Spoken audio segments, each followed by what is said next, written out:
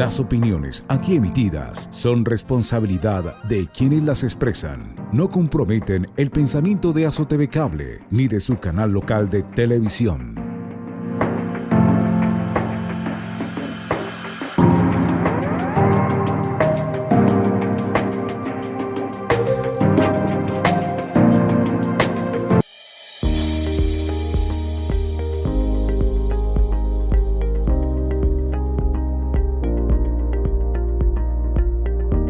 Bueno, muy buenas tardes, me presento, mi nombre es Carol Andrade, soy psicóloga. En el día de hoy me gustaría hacerles una pregunta. ¿Te has preguntado qué es el autoestima? Bueno, primero que todo, el autoestima influye directamente en nuestra salud mental y en nuestras emociones. El autoestima es la capacidad o la valoración de uno mismo con dos conceptos muy importantes: cuán valioso me siento y cuál valor me doy a mí mismo. Existen diferentes tipos de autoestima, entre ellos está la autoestima alta y estable. Por lo general, las personas con una autoestima alta y estable tienen una autoestima o un valor estable que permite una toma de decisiones correctas, establecimiento de límites, cuentan con una buena valoración de sus capacidades, de sus habilidades, son muy seguras de sí mismas. Después, más adelante tenemos la autoestima positiva, pero un poco inestable. Por lo general, estas personas cuentan con una valoración positiva de sí mismos, sin embargo, es muy fluctuante respecto a las críticas o conceptos que le brindan la otra persona.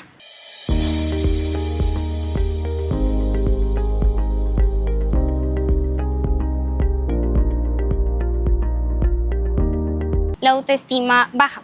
Estas personas tienen mucha baja tolerancia a la frustración. Las críticas le afectan mucho emocionalmente y por lo general son muy inseguras de sus capacidades, de sus habilidades, tienen dificultades en la toma de decisiones y presentan inestabilidad emocional.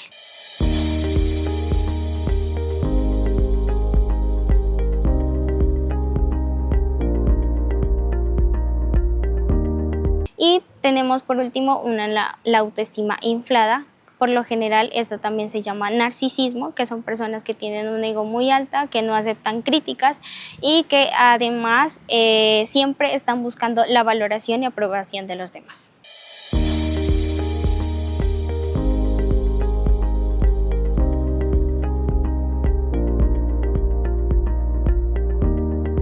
La autoestima, como lo mencionaba anteriormente, influye mucho en nuestra salud mental. Por lo general, las personas que son inseguras de sí mismas tienen dificultades en las habilidades sociales, siempre buscan la aprobación de los demás y eso hace que ellos no valoren los logros de sí mismos. Entonces, tienen muchas dificultades al momento de establecer un proyecto de vida, de establecer un límite. También influye mucho en la toma de decisiones y además esto también influye en aspectos como el social, aspectos de pareja, aspectos familiar, aspectos académicos y demás.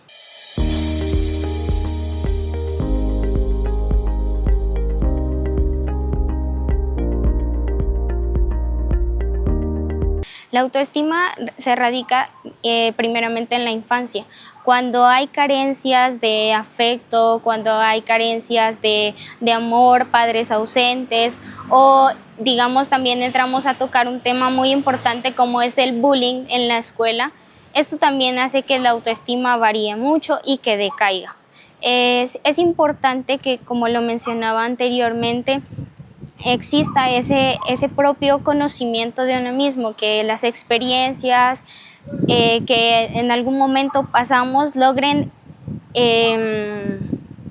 aportarnos de alguna cierta manera. Entonces es importante buscar esa manera de explorarse hacia uno mismo, de conocer las habilidades, de reconocer los logros, por más pequeños que sean, son muy importantes. El autoconcepto, no permitir que nadie lo determine.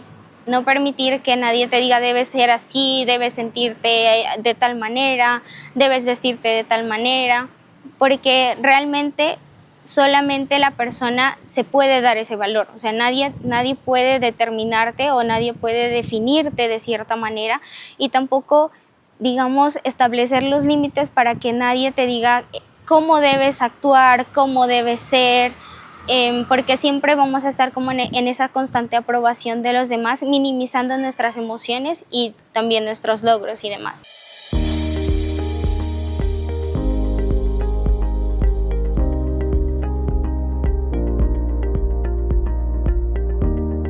Bueno, reconocer en qué somos buenos, en reconocer las emociones que nosotros en algún momento logramos establecer, porque es muy importante la aptitud hacia la vida, establecer un proyecto de vida, reconocer en qué somos buenos, reconocer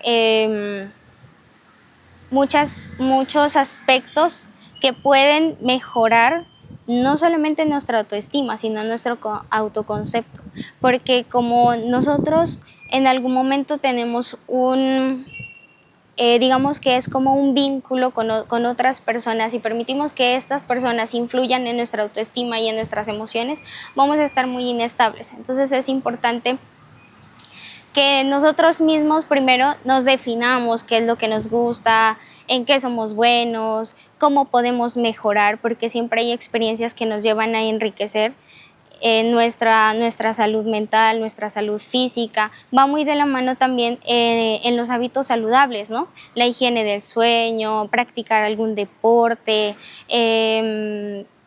también el crecimiento personal y el crecimiento profesional, que eso también ayuda mucho hacia que nuestra autoestima mejore.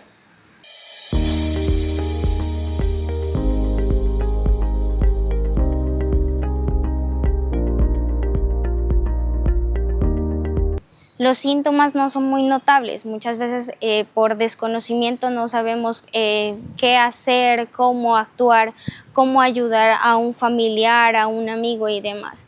Es importante también hablar sobre la búsqueda de un profesional, porque muchas veces tenemos ese desconocimiento hacia la búsqueda de un profesional que logre identificar, que logre ejecutar un plan de intervención para que la persona se adapte nuevamente a ciertos cambios. Por ejemplo, cuando en su casa un adolescente está en esa etapa de muchos cambios hormonales, que el contexto escolar cambia y demás, es importante que siempre estemos como esa red de apoyo, ¿no? Esa red de apoyo familiar, esa red de apoyo de amigos, de compañeros de colegio, que si identificamos un signo de alarma, logremos ayudar a esa persona.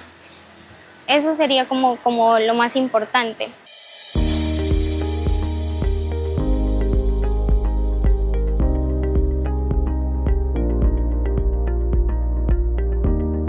Esto depende mucho del caso. Cuando ya existe enfermedades más crónicas, por ejemplo, un trastorno mixto de ansiedad y depresión, siempre se busca la ayuda de un profesional, es decir, psiquiatría, porque ellos ya realmente identifican o logran establecer qué medicamento es oportuno para el paciente. Y también va mucho de la mano en el proceso terapéutico, el plan de intervención, reestructuración cognitiva, técnicas para la mejora de autoestima, técnicas de relajación, de respiración, que esto pues ayudará a que la persona nuevamente se adapte y no sea tan inestable emocionalmente.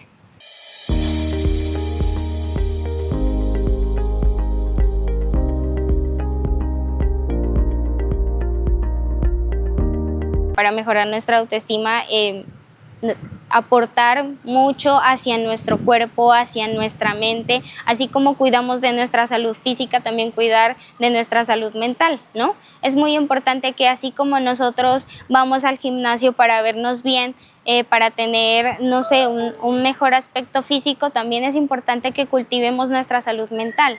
Es muy importante leer, muy importante asistir a un profesional, que tal vez muchas veces También es importante conocernos a nosotros mismos, explorarnos a nosotros mismos, identificar nuestras emociones, no reprimirlas.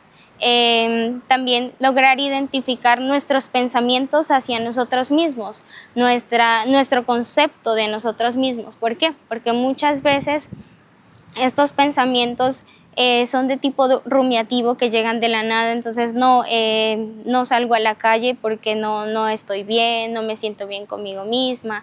Entonces estos tipos de pensamientos hacen que nuestras emociones también varían mucho.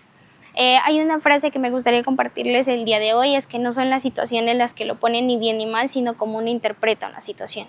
Entonces todo se radica a nuestros pensamientos. Cómo nosotros nos sentimos, cómo nosotros vamos a actuar, radica mucho en cómo nosotros estamos interpretando una situación.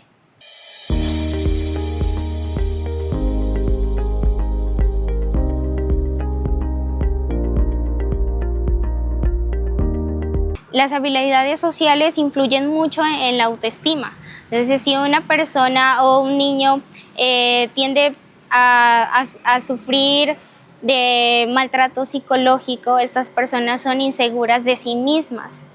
Entonces, como les mencionaba, siempre nosotros radicamos hacia nuestra niñez, hacia nuestro niño interior. Si tenemos carencias emocionales, si tenemos carencias de afecto, si sufrimos maltrato y demás, esto se va a repercutir en muchas otras situaciones. Es muy importante que como padres de familia cambien esa perspectiva de solo él es mi hijo. Una persona, aparte de ser hijo, es estudiante, es amigo, es niño. Entonces siempre mirarlo desde las distintas perspectivas para poder ayudarlo, para poder comprenderlo y entenderlo. No minimizar las emociones, tampoco reprimirlas. Explicarles que muchas veces nos vamos a enfrentar a ciertas críticas, pero que estas críticas en algún momento sirvan como para mejorar, para cambiar distintos aspectos, no porque la otra persona te lo dice, pero sí tratar de buscar, digamos, esa estabilidad emocional y bueno, sentirnos bien con nosotros mismos.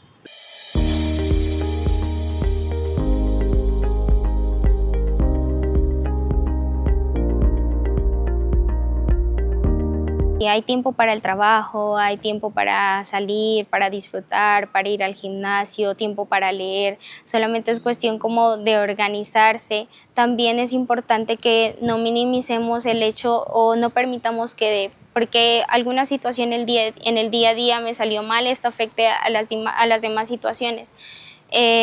Siempre nos enfocamos en lo malo, ¿no? Entonces esta situación hace que todo lo bueno pierda ese interés, o que todo lo bueno pierda esa importancia. Entonces es muy importante que ustedes en sus casitas, cuando identifican que sienten o que piensan que no hicieron nada bien, una agendita y 3 cosas que ustedes hicieron bien en el día a día puede ayudar a que la autoestima, esa capacidad de reconocerse a sí mismo, también aumente.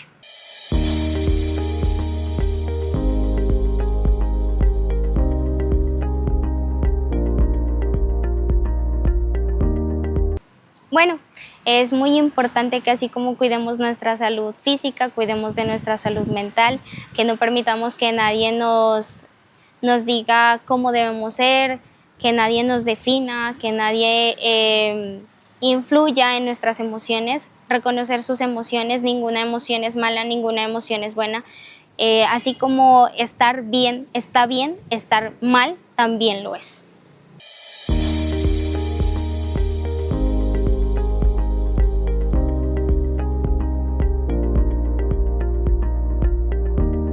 Finalmente me despido, mi nombre es Carol Andrade, soy psicóloga y se les hace la invitación a toda la población para que se acerquen al servicio de psicología ahí en el Hospital Lorencita Villegas de Santos, ya que estamos prestos a ayudarlos y acompañarlos en cualquier proceso terapéutico.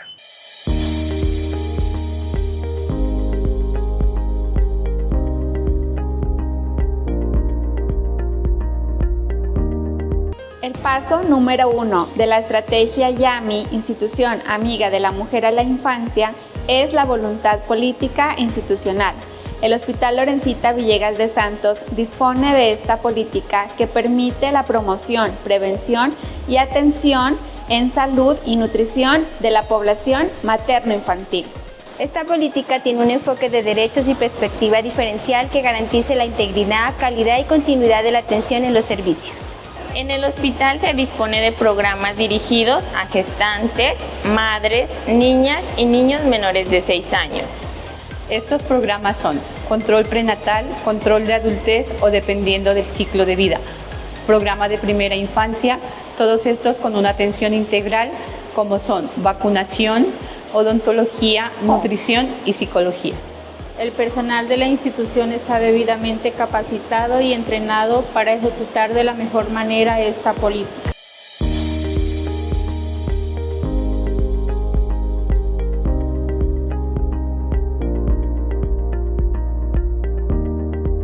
Cordial saludo, mi nombre es Viviana Espinosa, médica general del Hospital Lorencita Villegas de Santos. Hoy vamos a abordar un tema que es muy importante en cuanto al Instituto de Salud, que es el tema de la tosferina, ya que en nuestro municipio se presentaron 2 casos positivos para tosferina, uno en un niño de 29 días de nacido y otro en un joven de 30 años.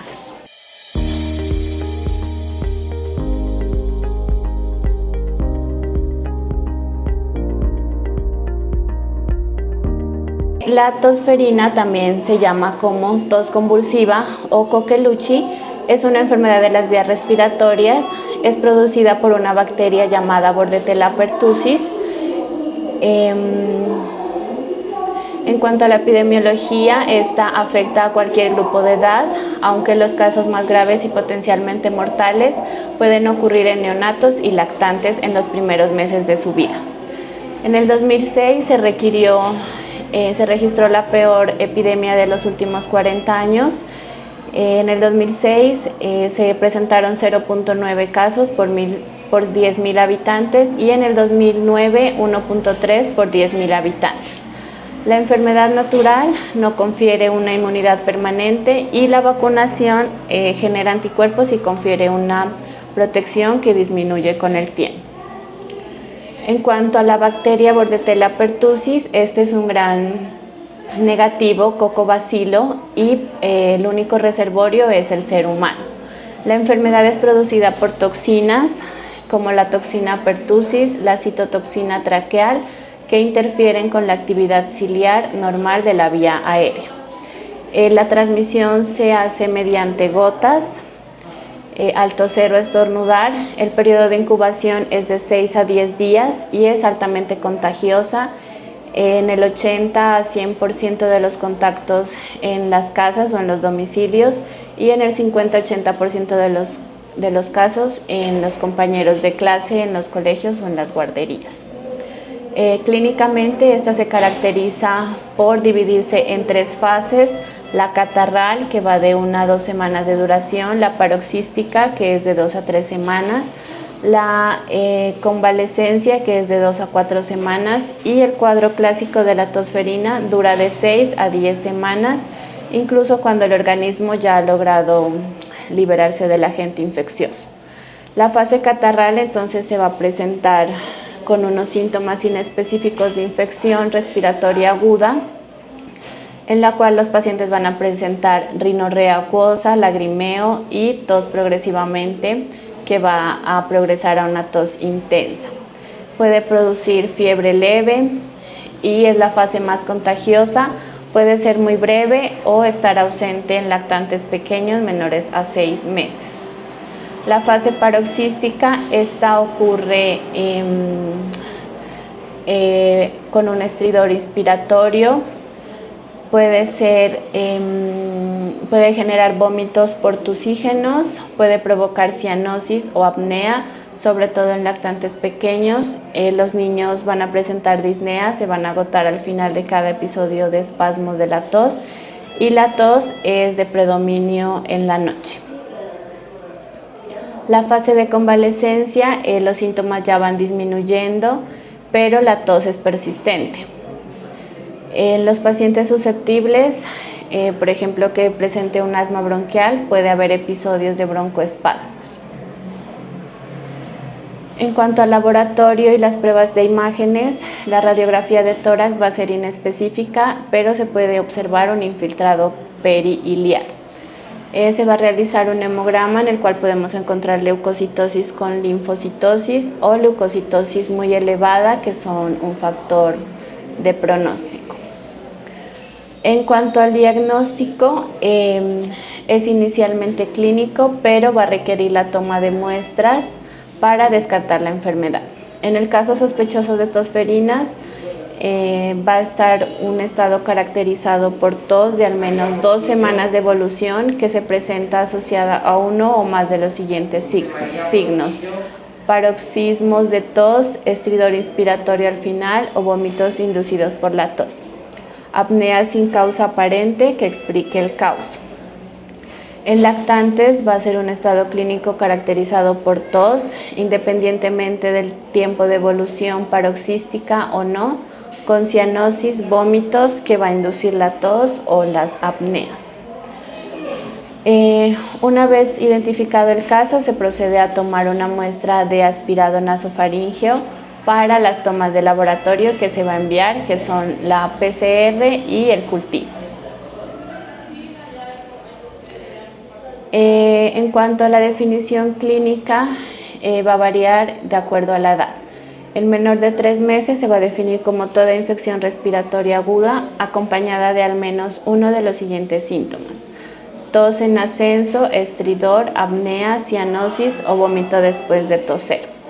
De 3 meses a 12 años, toda infección respiratoria con tos de más de una semana de duración acompañada de uno o más de los siguientes síntomas: tos paroxística, estridor o vómitos después de la tos sin otra causa aparente, o niños con episodio de tos paroxística intensa acompañada de estridor en cualquier tiempo de evolución. Y los mayores de 12 años, toda infección respiratoria acompañada de tos prolongada de más de 2 semanas de duración y presencia o no de paroxismos, expectoración y vómito.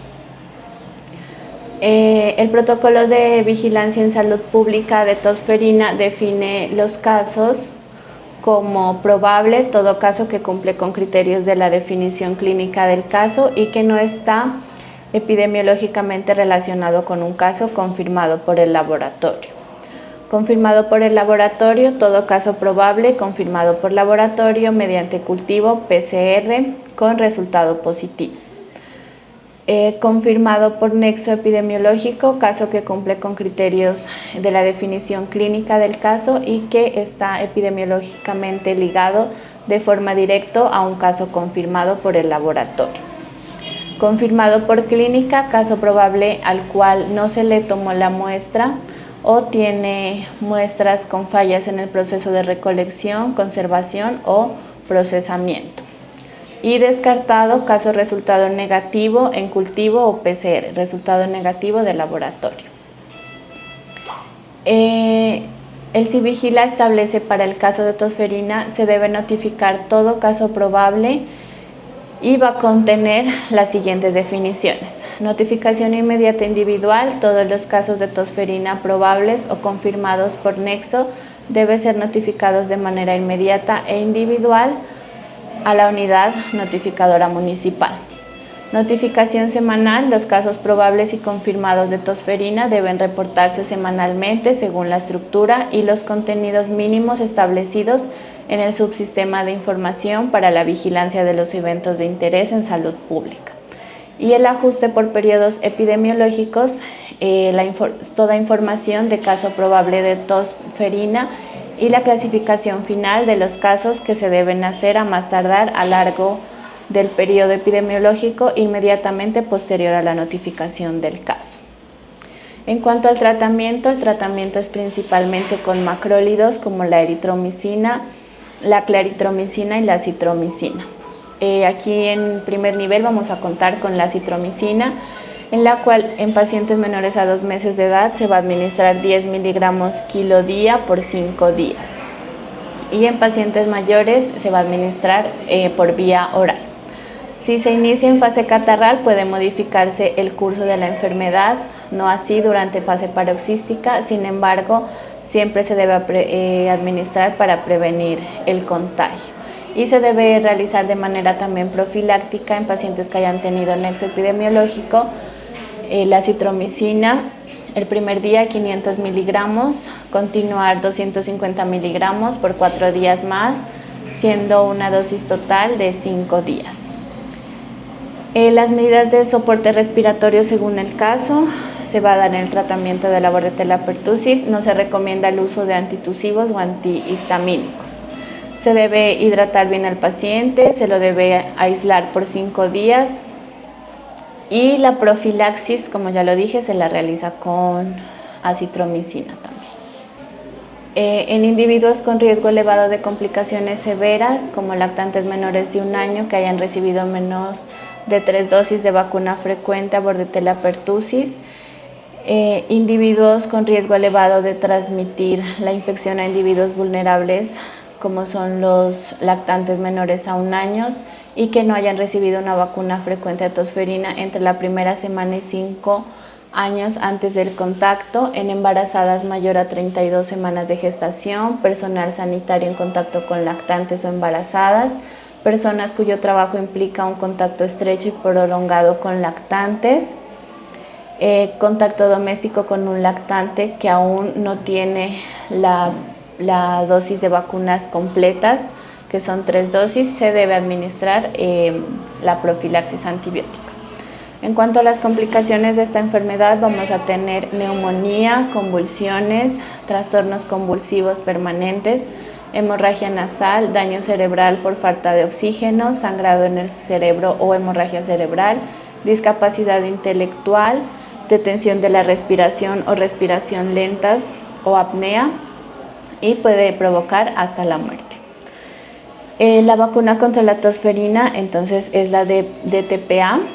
Esta se la va a aplicar a niños pequeños de 2, 4 y 6 meses, entre los 15 y 18 meses y entre los 4 y 6 años de edad. En adolescentes entre los 11 y 12 años, en embarazadas entre la semana 27 a 36 de cada embarazo y en adultos en cualquier edad quienes nunca hayan recibido la vacuna. La vacuna también se recomienda en adolescentes y adultos porque la inmunidad no es duradera ni siquiera cuando se adquiere naturalmente la enfermedad.